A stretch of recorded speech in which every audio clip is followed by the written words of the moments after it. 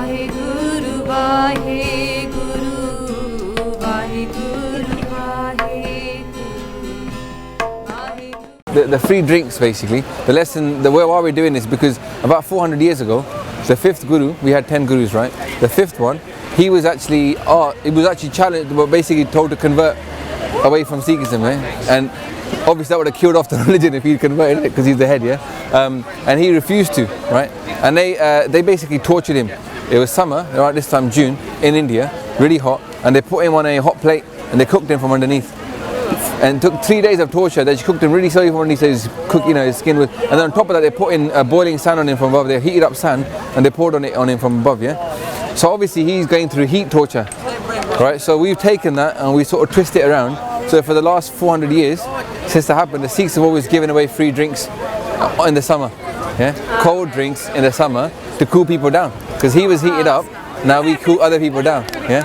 So this is something that we do all over the world, especially all over India. So again, like, you know, with life, you can have a lot of balls thrown at you, right? It can go wrong, but we have to remain optimistic, yeah? Because ultimately we've come from a loving creator, yeah? And he doesn't hate us.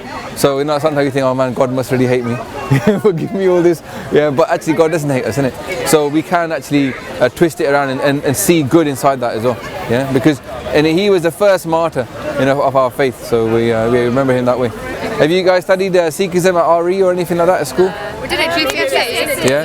Do you know anything about us? Because we're not preaching type religions, isn't it? We don't go out there and say, oh, if you don't become one of us, you're going to burn in hell kind of thing, yeah? So, do you know anything about us? Yeah, A bit.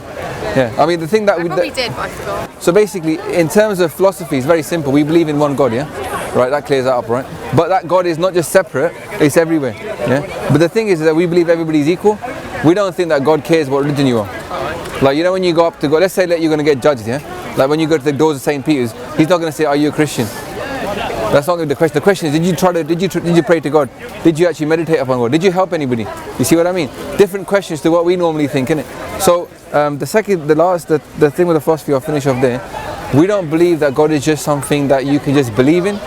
Like, you know, your parents, yeah? There's no point just believing in your parents, isn't it? You actually want to see them, innit? Or some, at this age you might not.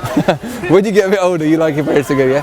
But the thing is with somebody that we love, we actually want to see them.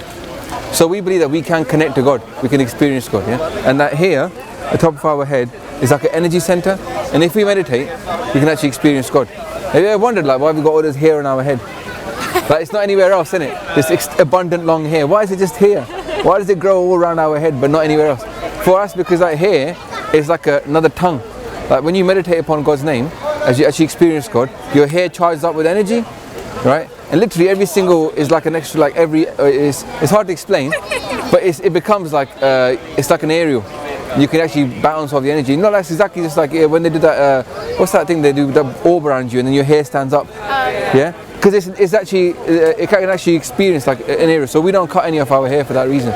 We believe that actually it's like tampering with the grand plan, which is to connect to God. Yeah?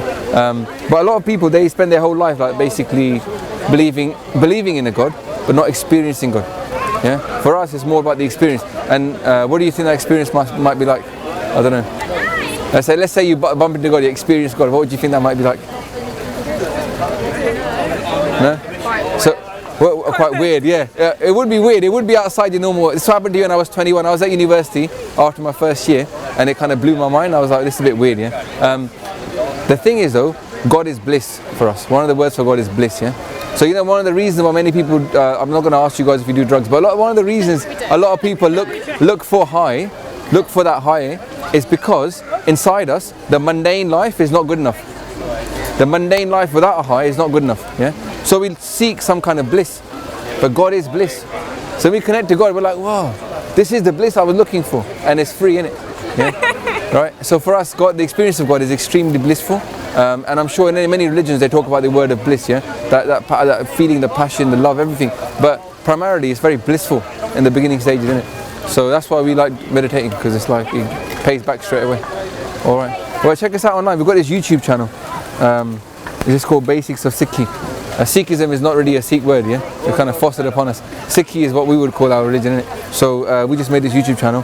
It's all in English, there's loads of videos. So check us out online. Give it to you guys. Have a free drink. Thank you. Thanks. Bye.